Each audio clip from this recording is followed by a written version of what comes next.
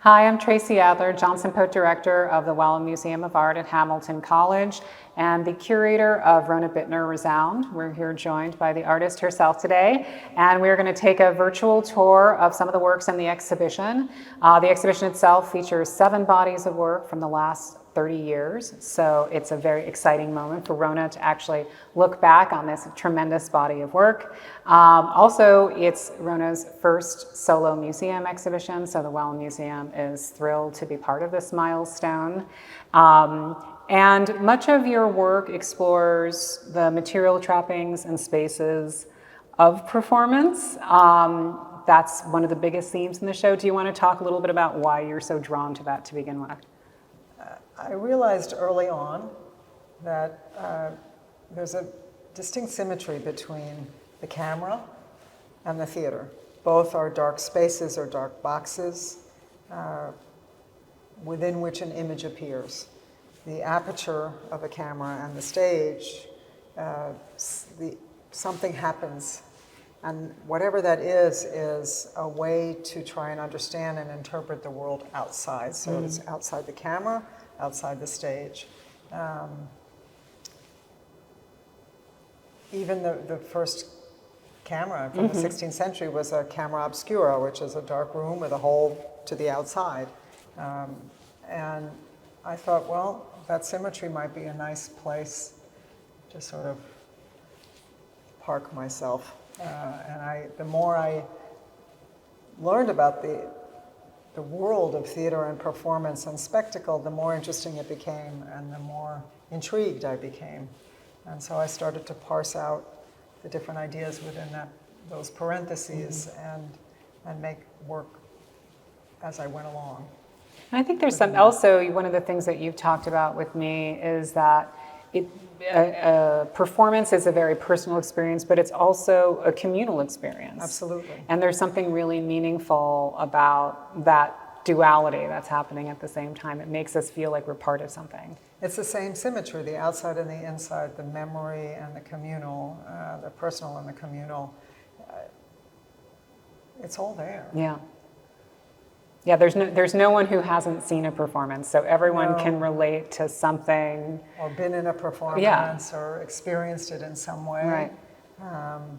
And the idea of all the work is that I hope that the viewer will bring his own experience and his own memory into the frame.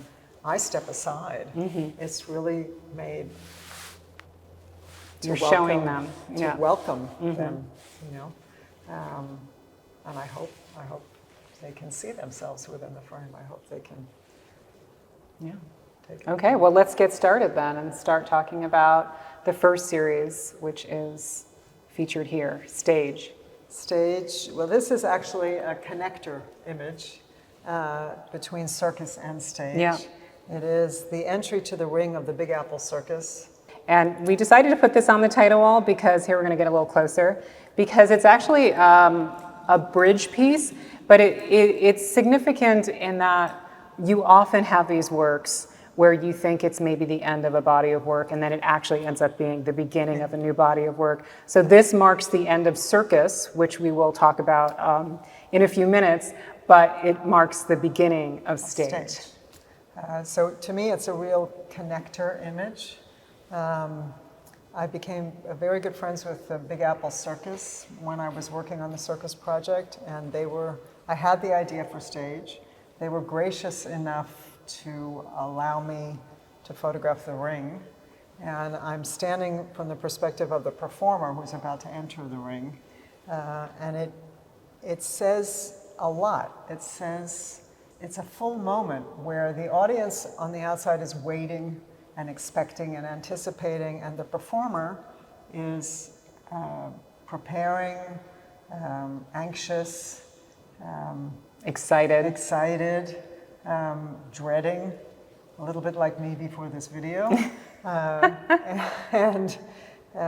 So it's got everything in it. It's got my personal connection to the circus. It's got,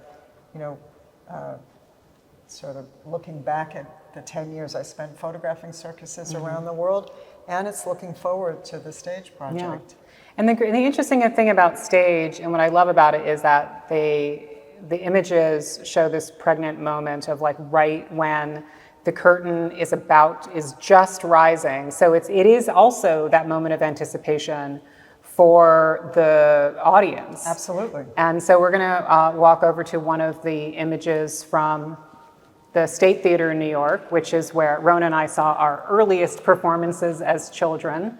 And you can see the lighting and that moment. You see that thin line of the curtain about to rise. Just about to rise. It's a very ephemeral moment that we want to hold and appreciate for longer, but then it rises and it all begins. And it's so much about how we are in the world. Opening your door and leaving the house in the morning can be a performance. It's a similar sort of feeling, and it's a very pregnant moment. It's a full moment. Yeah. So.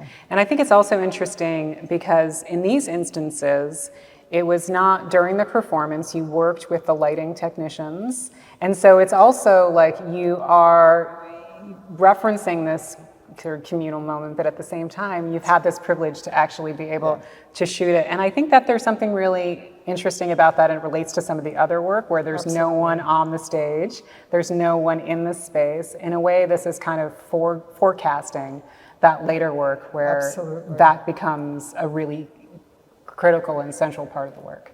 Essential. I mean, it's the beginning of my hope and my attempt to make images that give the viewer a welcoming hand to enter into the photographs and to start imagining themselves in the spaces and in these experiences and remembering their own experiences, which is now a very major part of the work. Yeah, I think everyone can point to like a moment where they saw some kind of performance, whether it's in a school or on Broadway, where there's that moment where the curtain is rising and the lights have gone down and you feel like something is about to happen. Right, or people who were actually on stage. I mean, it might be, a school performance. Yeah. We're in a college, there's a drama department. Sure. There might be a performance that a student was in that changed his life forever, Yeah. So let's talk about circus, which is the oldest body of work in the show. So you'll notice there's a real scale difference, and with every series, Rhona is very particular about exactly the size that she wants the images to be. So these are all 8 by 10, so they're quite intimate. And as opposed to stage, which is 4 feet by 4 feet, much more, you feel like you're entering into that space. It's more human scale. Yeah. These were made small, almost like thinking about a cabinet of curiosities. I wanted it to be more, in a way, the perspective of peering through a keyhole at something magical. And you followed the circus, various circuses for 10 years. For 10 years, mostly around Europe. I started with the generosity, again, of the Big Apple Circus, but there were many, many very welcoming, very kind circuses all over Europe who allowed me to photograph their performances or their dress rehearsals and make this work, which is massive. There's maybe 200 or 300 photographs in the series. And the tradition of the circus in Europe is very different than in America. A lot of these big circuses, like the Big Apple Circus, like Barnum and Bailey's, which I know you went to a matinee and that kind of sparked the idea. The whole thing. Those are gone. But in Europe, those traditions really endure. They do, and it's appreciated in a different way, and I think it's also presented in a more human scale in a way. The circus in and of itself, if you think about it, the ring is round, which is like the earth, and the performances mirror the terminology we use in everyday life, right? We juggle, we jump through hoops, we balance, we walk a tightrope. There's balancing, there's juggling, there's hanging by a thread. And the circus performers, if you think about the ring as round and you think about the hierarchy of the performers, you know, the angels fly through the air, The aerialists. right? Yeah. The aerialists, excuse me, They're angels. yeah, it's the aerialists represent angels flying through the air. The clowns represent us. Yeah. You know, we struggle, we get knocked down, we stand up, we get made fun of, we keep going, we get knocked into the mud, we stand up again. It's the struggle of life, of the human experience. So I made these in a way for that as well. And these are in 2 configurations, which I think was also really important. I know that you worked on this for a very long time because it was important for you that they relate to each other in a very specific way. We see lines here, we see lines here, we see Yes. lines there. You want to talk a little bit about some of the Yes. organizing principles that went into that? So the arrangements are very important to me, just as the size. Yeah. I can spend weeks trying to figure out the exact dimensions by a centimeter of how photographs should be sized. And these, you know, they could be presented on a straight line, and they would talk to each other that way. But I think here, in a way, I'm making my own performance that is geometric or symmetrical-ish. Everything, you know, my work experience as a graphic designer and my studies in typography lent themselves to this, where the assemblage is such that not only the lines correspond diagonally, vertically, horizontally, but also the direction of the performance's gaze. There's nothing that leads the viewer Outside the ring. Outside the ring, outside the assemblage, in graphic design off the page. Yeah. And so I spent a lot of time putting them together and letting them sort of relate to each other. And I wonder sometimes, you know, do they talk to each other in the night when the lights are off, and what do they say? So, yeah. All right, we're going to walk over to look at the Listen series. So this is the largest longitudinal project that Rhona undertook from 2006 to 2018. She crisscrossed the country to photograph almost 400 music venues, as well as venues that are no longer music venues. And it's really, you talk about it as like the soundtrack of many generations, really. But it all started here. You want to tell the story?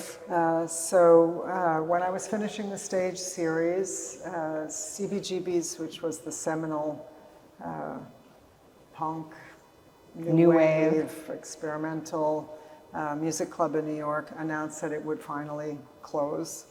And I thought it needed to be included in the stage series, and I was warmly welcomed in the last 2 weeks of their existence and given 15 minutes in the space alone.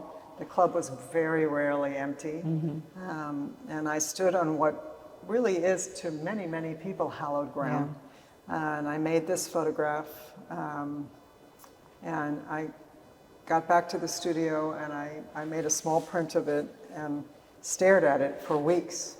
And it to me, I could hear it because I could hear my memories and within the photograph, and it vibrated.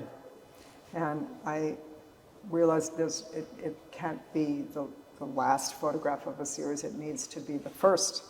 And I didn't really think too far forward. I thought maybe there's a way, and you know, each time I finish a series, I think, okay, what's the next idea within the parentheses of the theatrical experience that I could move on to? And I had been thinking about making some kind of a sound project and not photographs. But I saw this, and there it was in my hand, and I thought, okay, let's try this. Maybe I can photograph the memory of sound by the inner architecture that contained it, and would other people looking into these photographs remember their own experiences of music And if they did, maybe they'll hear some sound in their mind and they'd hear the photographs. So I would have, in some very modest, small, peculiar way, photographed sound. And such was the case. Musicians who have come to the studio to see the work just start pouring out their memories. I played on that stage. That, or people will remind me, oh my God, I saw the Talking Heads, the Ramones, or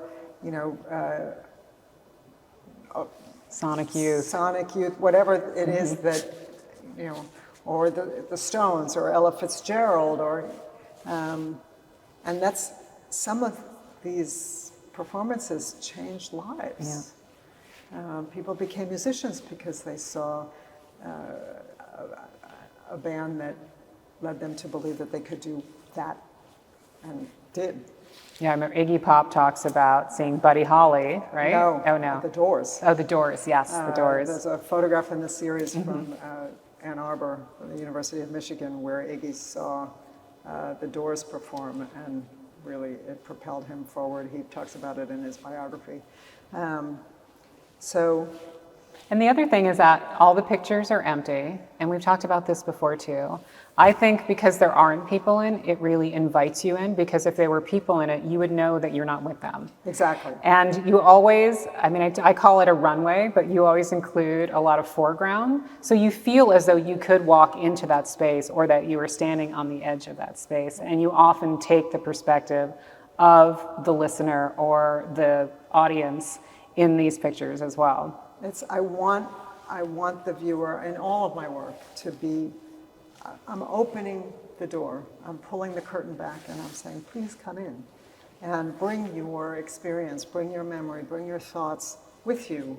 And by giving you a little bit of a runway or a foreground, it's more inviting. And I agree. First of all, I don't know that I would have ever been able to make this work if there were people involved, but in the images. But having them empty leaves room for memory. There's space for you to come in and bring and imagine yourself. Right. And your specific memory. Stories. Yeah. We've all heard these stories. So there's a great book. Rhona just had a book come out last year that features this entire body of work with some incredible contributors, including Iggy Pop and Jason Moran. It's a beautiful book, and a really beautifully written book as well, very poetic. So we're going to talk about one more work in this series, what Rhona calls the Holy Grail. So CBGB's was 2006. Yeah. And Folsom Prison, which I knew, permission getting, asking for entry from all of these 400 that's a really venues important part, was very time-consuming and a major part of the work. My going and standing in the space is a major part of the work. Taking the photographs is a different side of it. Making the photographs is a different side of it. And so this is a maximum security prison. And what's the reference? The reference is Johnny Cash. Of course, his famous concert, and I just, when I made this photograph, when I left, I got in the car with my assistant and I just started crying because I did it. I arrived. Right, and this was in 2015, so it was almost towards the end of the series. So towards the very end, you must have been feeling like a certain, amount of emotion around knowing that the series is nearing its close. Oh yeah, the last major trip I took was to Seattle, and I really wept when I was done. And there were still a couple of places that I had to just take these small trips to, or I just discovered, and I still have a list of the missing pieces that maybe one day I'll go to. Okay, we're gonna talk about, since we just talked about emotion, we're gonna talk about a personal series, which is over here, which is called Ghostlight. So you'll notice that these are all printed as postcards, which is how Rhona wanted them. So they're all postcard size, they're all black and white, and they depict New York City, which is our hometown. During the 77 days of lockdown, Rhona roamed the city. And again, the streets are empty. There's space for memories there. It's just what I said for Listen. Room is cleared for memory, and space was cleared for memory. As heartbreaking as it was to see my city empty during COVID, it was also an opportunity. I hate to use that word, but it helped me get through the 77 days. And you were recovering from COVID at that time, so it was getting out into the city. And breathing and walking and, a little exercise and working my lungs. And it's my hometown, and it's... As you've never seen it. As I've never seen it, and for all the wrong reasons, it was a privilege. And in a way, it was a privilege to walk the streets with non-physical presence of all of the inhabitants walking alongside me. None of the distractions.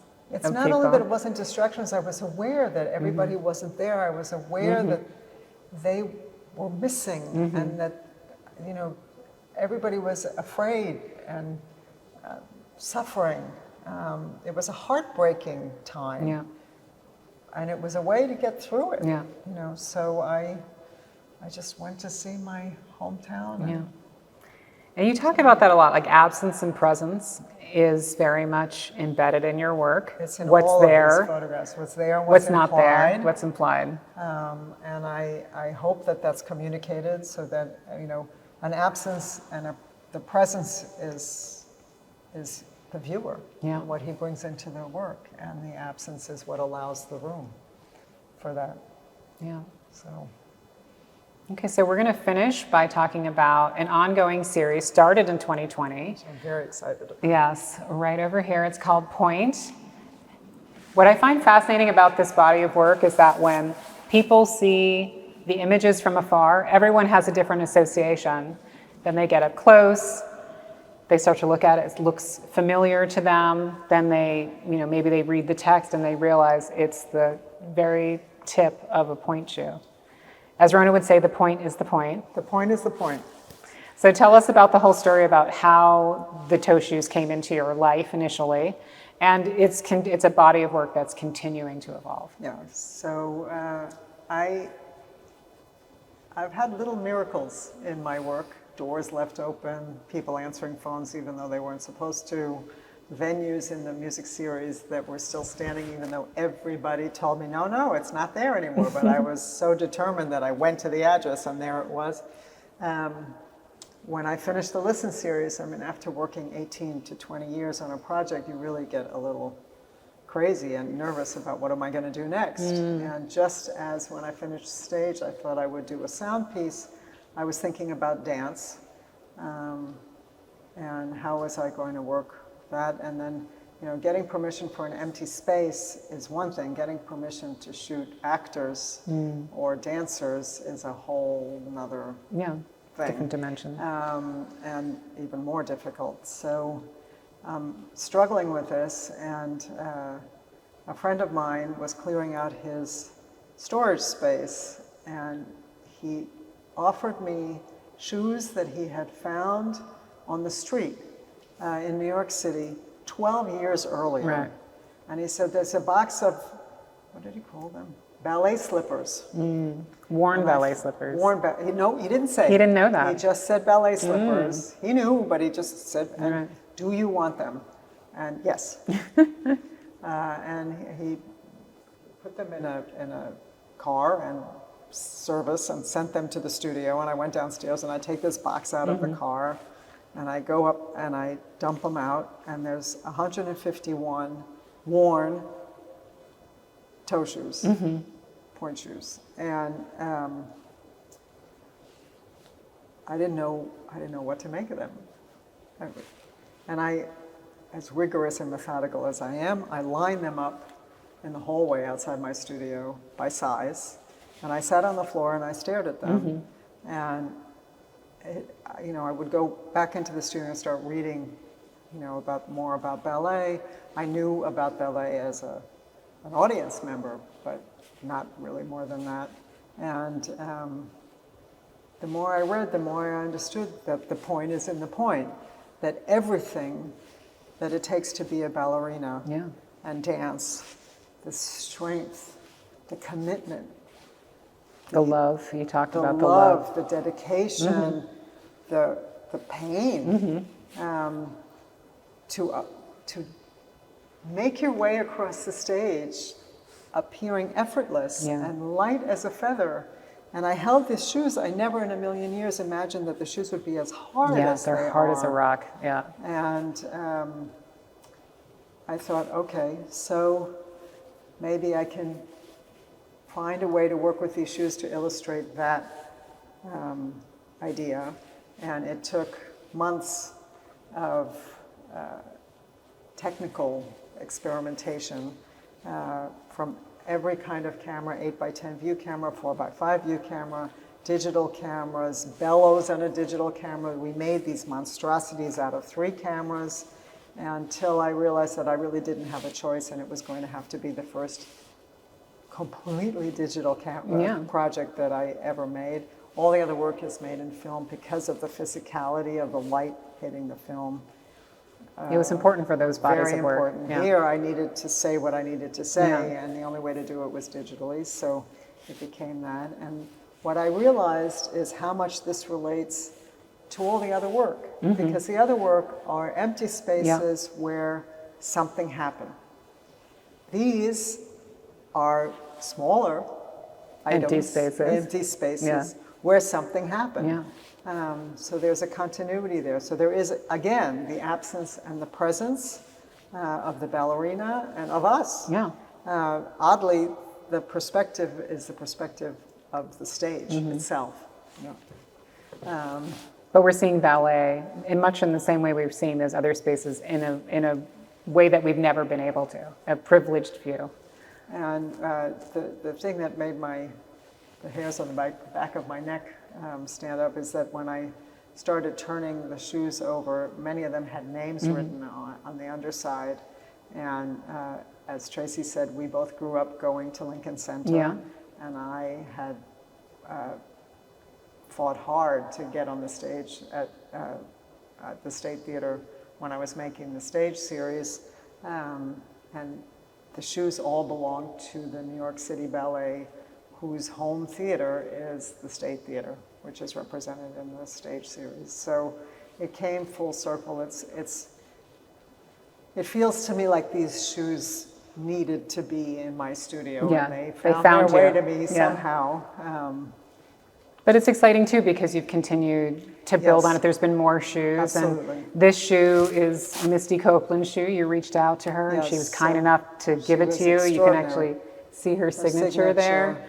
And it's something that, it sparked, again, another longitudinal project that you're continuing to explore. I'm absolutely going to keep doing this. I'm already reaching out to other companies. I want to expand it beyond these shoes so that I have more of a direct relationship with the dancers. And Misty I didn't speak to her, her agent spoke to her for me, but she was very kind and gave me a pair of her shoes, which is a privilege and beyond measure.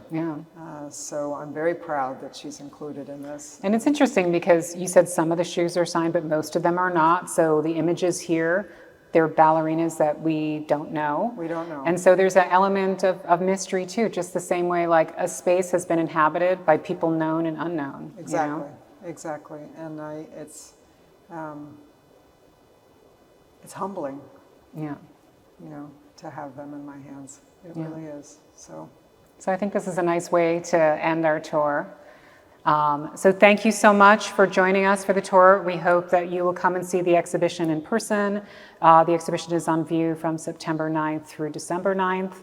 And as I mentioned, 30 years of work, seven series, many of them longitudinal projects. So we hope you'll come to the Well and see it in person soon.